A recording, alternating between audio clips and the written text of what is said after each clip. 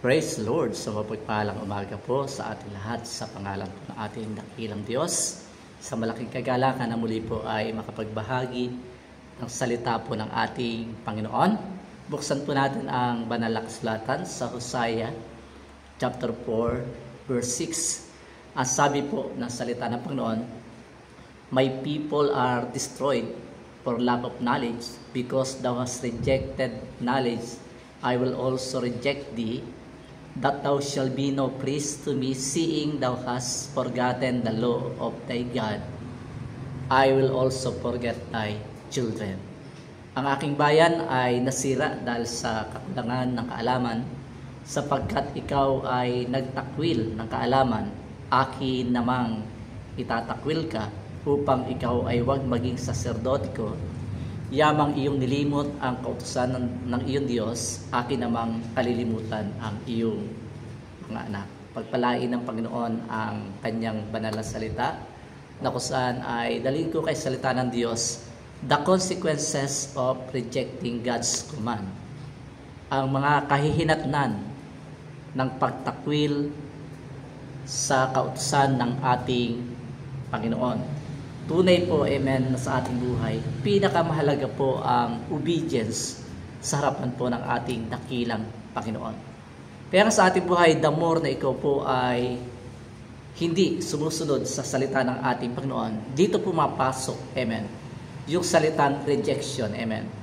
Every rejection of light hardens the heart and darkens the understanding, and thus men find it more and more difficult to distinguish between right and wrong, and they become bolder in resisting the will of God. Ito po ay mapapansin po natin. The more na ikaw po ay nagre-reject, the more na ikaw po ay tinatakwil mo ang mga kautusan ng ating Panginoon, ay dito natin makikita na kung saan ang ating kaisipan ay nagkakaroon ng tinatawag na kadiliman, na kung saan ay nawawala po sa alain po ng ating Panginoon. Kaya nga sabi po ng salita ng Panginoon, ang aking bayan ay nasira dahil sa kakulangan ng kaalaman. Ibig sabihin nasira, ibig sabihin ay yung kanyang buhay po ay talagang nawasak, nawala po siya sa presence ng ating Panginoon.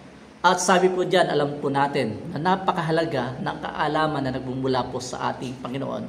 Kaya sabi ng Panginoon, na sa tuwing tayo po ay nire-reject natin ang kaalaman na mula sa ating Panginoon, ay itatakwil tayo ng ating Panginoon.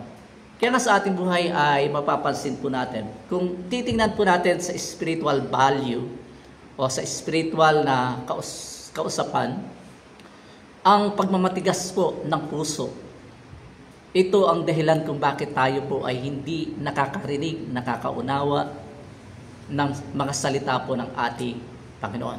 Dahil sa pagmamatigas ng ating puso, ang gusto natin tayo po ay nasusunod. At sa ating buhay mapayid, amen, the hardening of the heart, separation from God's presence. Alam po natin, amen, ang story about the Garden of Eden, na kung saan ay maganda ang communication nila doon ng ating Panginoon. Pero ito po'y nasira, na kung saan ay napaghiwalay sila dahil po sa kasalanan, na kung saan ay kanilang pagsuway sa utos po ng ating Panginoon. At alam natin, kapatid, ang nagpapatigas ng ating puso ay nagiging dahilan para tayo po ay mawalay sa presence ng ating Panginoon and a loss of spiritual power. Pag ikaw po ay nakakagawa na po ng hindi maganda sa ating Panginoon, nawawala yung power na ibinigay ng ating Panginoon, na kung saan ay instead na ikay magamit ng ating Panginoon, ikaw po ay hindi nagiging kapaki-pakinabang sa harapan po ng ating Panginoon. Alam po natin, amen, sa buhay natin, God accept and reject prayers. Ito ang dapat po nating malaman, mapayid. The Lord's hand is not too short that it cannot save. His ears is not too dull that it cannot hear. But your iniquities have separated you from your God, and your sin have hidden space from you, so that He will not hear. Ito po ay makikita po natin, amen. Sa ating buhay, mahalaga po ang pakikinig. At sa ating pakikinig po ng salita ng Diyos, ay huwag po natin baliwalain ang mga tinig po ng ating Panginoon.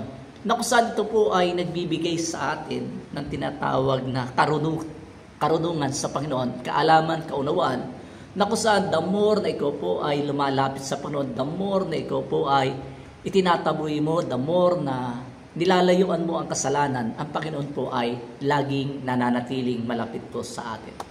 Kaya nga sabi po ng Hebrew chapter 3 verse 12 to 13, "Take heed, brethren, lest there be in any of you an evil heart of unbelief in departing from the living God, but exhort one another daily while it is called today, lest any of you be hardened through the deceitfulness of sin." Sa ating buhay, pinatatagubilin po ni Pablo na sa mga kapatiran po ay huwag tayong lumayo sa presence ng ating Panginoon.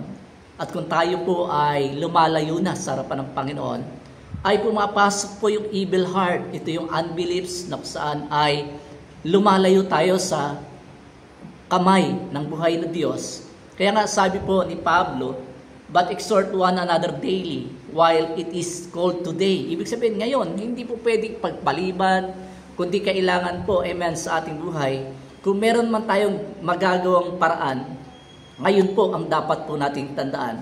Sapagkat sa ating buhay, kung titingnan po natin, ang consequences ng not following or rejecting God's command, ito ay nagdudulot sa atin ng tinatawag na broken relationship.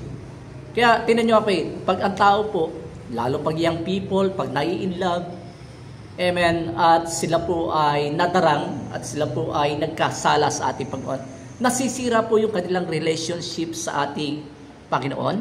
Kaya nga instead na sila po ay lumago, instead na sila po ay magamit ng ating Panginoon, dahil broken ang kanilang relationship, sila po ay napawindang ang kanilang pananampalataya. Kaya nga sa buhay natin, ang consequences talaga, amen, na kung saan hindi pagsunod o yung pagtakwil sa salita ng ating Panginoon, ito ay nagdudulot sa atin ng financial difficulties. Alam po natin, kung gusto natin tayo po ipagpalain ng Panginoon, kailangan tayo po ay buksan po natin ang susi ng bintana ng pagpapala mula sa ating Panginoon. At sa panukat na ating binibigay, amen, ay dito tayo susukatin ng ating Panginoon. Marami po ang dumarating ang pagkakataon sa kanilang buhay na nagkaroon ng tinatawag na financial difficulties na kung saan ay napag-interesan po nila na kung saan ay magamit po yung pera po ng church. Amen? At the same time ay alam po natin, ang hirap na kung saan tayo po ay mawala sa presence of the Lord.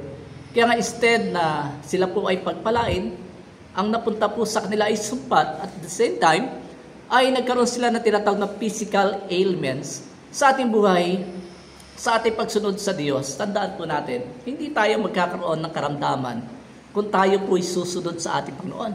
Kasi po, ang unang mga tao noon ay ang kanilang pagkain lang, prutas at mga gulay, na kung saan alam po natin, kumain ka ng gulay at hahaba ang iyong buhay. Sa ating paglilingkod sa Panginoon, the more na pinakakain mo ang iyong katawan na mga bagay na hindi kaaya-aya, ay nasisira po yung ating katawan. Kaya nga sabi ng Panginoon, ang aking bayan ay nasira dahil sa pagtakwil ng kaalaman. Marami pong batas na iniwan ang Panginoon na kung saan ay isinulat po ni Moises. At alam po natin, amen, kailangan makontrol po natin ang lahat ng mga bagay na kung saan ay pumapasok sa ating katawan. Kaya nga, eat moderately na kung saan ay kinakailangan banayan lang po. Alam mo na nga bawal sa iyo kumain ng baboy, kain ka ng kain ng baboy, tapos nung ikaw po ay nagka-high blood, ay talagang nandiyan ang iyak mo. At alam mo naman sa buhay mo na bawal sa iyo ang masyadong matatamis. Pero hindi ka napigilan sa mga bagay na kung saan ay gusto mo. Kaya minsan po, nagkakaroon tayo ng physical ailments na kung saan ay resulta ng ating hindi pagsunod o pagtakwil sa salita po ng ating Panginoon.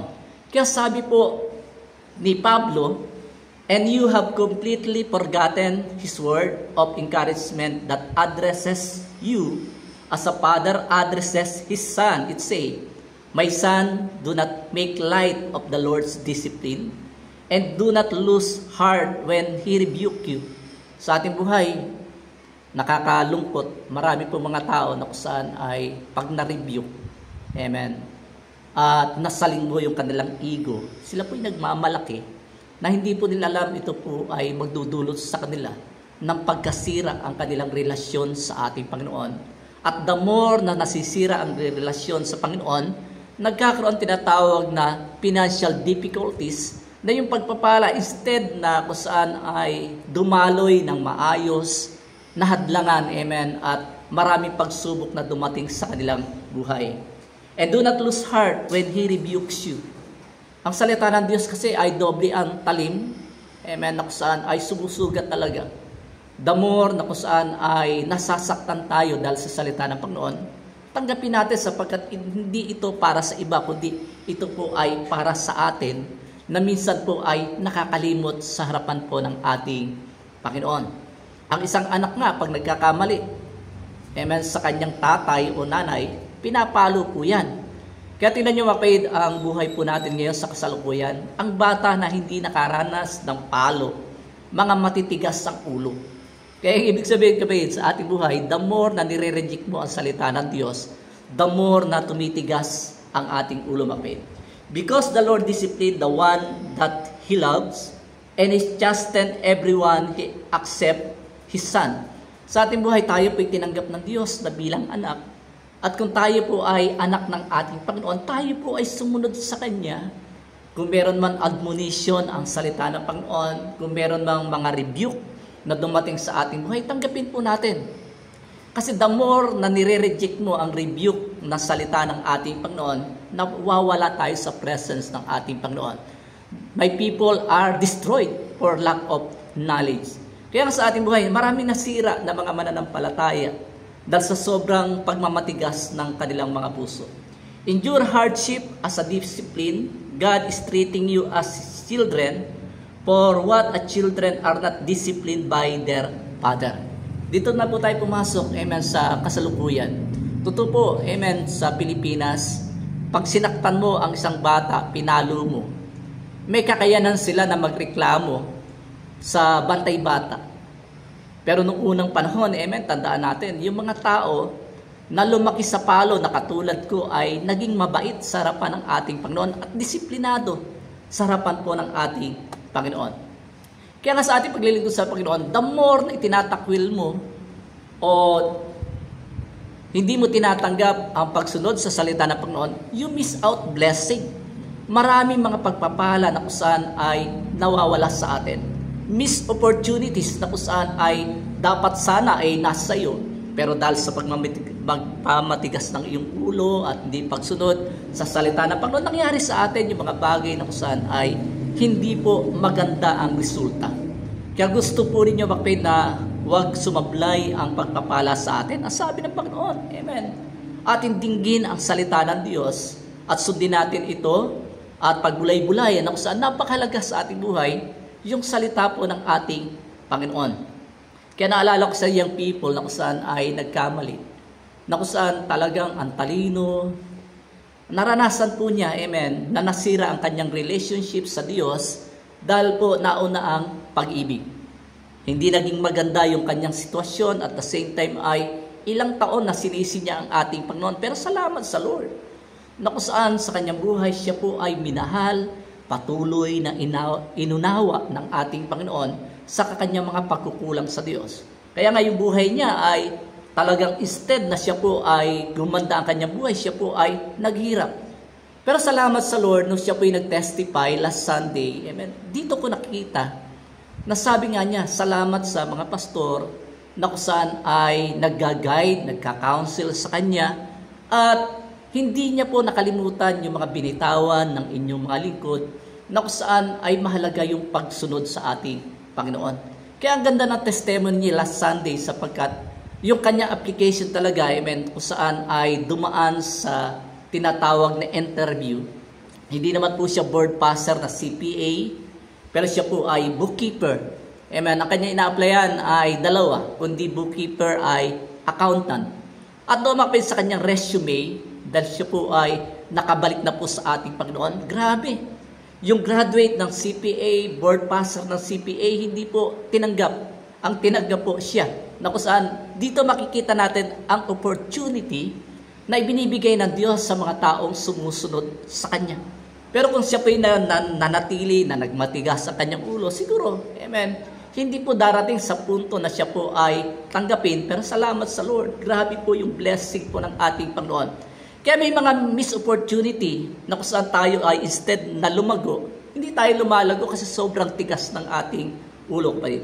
Kaya nga sa ating paglilingkod sa Panginoon, gusto ng Diyos, amen, maunawaan po natin ang salita po niya, na kung saan kung meron man panahon na dapat po tayo lumago, ngayon, hindi kinakailangang pagpaliban, kundi ito po ay sarilihin natin na pakikipag-usap ng Diyos sa atin, na kung saan ay napakahalaga po ang pagsunod sa salita po ng ating Panginoon. Kaya sa ating buhay, mga kapatid, marami ang ginagawa ng Lord sa atin, hindi po natin alam ang way ng ating Panginoon. Kaya nga po, sabi po ni David, "If I had cherished sin in my heart, the Lord would not have listened. But God has surely listened and has heard my prayer." Dito ay inilagaan po, minahal po, amen, ni David ang salita po ng ating Panginoon. Kasi nagkasala po siya, amen. Pero nung siya po yung pinatawad ng Diyos, ang sabi niya, ang iyong salita, O Diyos, ay aking itinago sa aking puso upang ako ay wag magkasala laban sa iyo. Sa ating buhay, amen, mahalaga po. Kaya nga sabi po ni Pablo, "And even as they did not like to retain God in their knowledge, God gave them over to a reprobate mind to those things which are not convenience." Sa ating buhay, pag matigas na po tayo sa harapan ng Lord, kahit na sino ang magtuwid sa atin, hindi tayo makikinig. Kasi ang tingin po natin, tayo po ay mas higit na marunong kaysa sa mga leaders natin. Sa ating buhay, amen, yung sanhipa ng tinatawag na kahihinatnan ng ating pagtakwil sa kaalaman ng ating Panginoon ay yung accountability na kung saan ay makikita natin anuman ang ating pinagdesisyonan ay naglilid sa atin ng judgment, kahatulan ng ating Panginoon. Accountability for their choices and action leading to judgment. Alam po natin, the more na ikaw po ay lumalayo, the more na ikaw po ay nagmamatigas ng puso sa ating Panginoon, nangyayari po, amen, sa ating buhay, nasabi nga ng Panginoon sa pamagitan po ni Pablo, "But if any man be ignorant, let him be ignorant." Sa ating buhay, hindi po tayo ignorante. Alam na po natin ang salita po ng ating Panginoon. Pinangangaral ng ating mga pastor, ini-exhort ng ating mga leaders, at the same time ay ating nababasa palagi ang salita po ng ating Panginoon. Hindi natin masasabi na, amen, na sa ating buhay ay baliwalain po natin ang salita ng Diyos, kundi i-treasure natin na ito po ay napakahalaga sa atin. Kaya sabi nga, tatapusin ko ang salita ng Panginoon. Sabi po diyan, ay ganito, take heed, ang sabi po diyan, sabi niya doon ay, "Lest he in any one of you evil unbelieving heart, leading you to fall away from the living God, but exhort one another every day, as I long as it called today, that none of you may be hardened by the deceitfulness of sin." Pag ikaw po'y natuto na magkasala, dito na unti-unting tumitigas ang ating puso. Sabi nga, maipaglihim mo lang ang kasalanan, ito po ay magbubunga ng kasalanan. Kaya nga sa atin, nasabi po ng salita ng Panginoon, "Let them be named in the name of Christ, depart from any form of iniquities." Sa ating buhay, huwag po nating itakwil ang salita ng ating Panginoon. Kung titingnan natin, grabe po ang pagtawag ng Diyos. At the same time, ang sabi ng Panginoon, go. Tayo po ay humayo na kung saan ay ipangaral po natin ang salita ng ating Panginoon. Panghawakan po nating matibay ang pananampalataya. Ipaglaban natin ito. At the same time, tayo po ay magpatuloy na walang pag-aalinlangan sapagkat alam po natin may mga consequences. Amen. Ang tinatawag na rejecting God's command, na sabi nga ni Samuel, To obey is better than sacrifice. Napakahalaga po yung ating pagsunod sa ating Panginoon. The more na sumusunod ka sa Panginoon, the more na pinagpapala ka ng Panginoon, the more na minamahal mo ang Diyos, mamahalin ka ng Panginoon. The more na ikay nagtatapat sa Diyos, nagtatapat din ang ating Panginoon. The more, amen, na tayo po ay laging nakasandal sa presence ng Lord. Amen. Hindi tayo iiwang luhaan ng ating Panginoon. Bagos tayo pong lahat ay magtatagumpay sapagkat ang sabi ng Panginoon, amen, masigit ang Diyos na nasa atin kaysa sa Diyos ng sanlibutan ito. Kaya sa ating buhay, the consequences of rejecting the word, yung God's command sa harapan po ng ating Panginoon, nagdudulot sa atin, amen, ng hardening of the heart, separation from God present, and a loss of spiritual power. At sabi niya kapatid, amen, nagdudulot ng broken relationship, financial difficulties, and physical ailments, na kung saan ay dapat sana tayo po ay pinagpapala ng Diyos, pero nararanasan po natin yung mga bagay na kahirapan sapagkat hindi po tayo sumunod. Tinakwil po natin. Kaya nasira yung ating relasyon sa Panginoon. Nagkaroon ng miss opportunity para tayo lumago at magamit ng ating Panginoon. At ang resulta, accountability for their choices and action leading to judgment. Kung ikaw po ay maglilingkod sa Panginoon, gawin na natin na totoo. Na tayo ay magseryoso, na tayo po ay manatiling tapat hanggang sa pagbabalik ng ating Panginoon sapagkat hindi biro na tayo po ay mawala sa presence ng ating Panginoon. At the same time, amen, kung tayo man po ay nare-rebuke ng ating mga leader, accept it sapagkat open rebuke is better than secret love. Mahal lang tayo ng mga leaders natin, mahal tayo ng mga pastor natin, kaya nandoon ang pagtutuwid sa atin na kung saan ay huwag tayong mawala sa presence ng ating Panginoon. Kung gusto natin tayo po ipagpalain ng Diyos, sumunod tayo sa mga utos ng ating Panginoon and I will make sure na tayo po ipagpalain ng ating Panginoon. God bless us in the name of Jesus.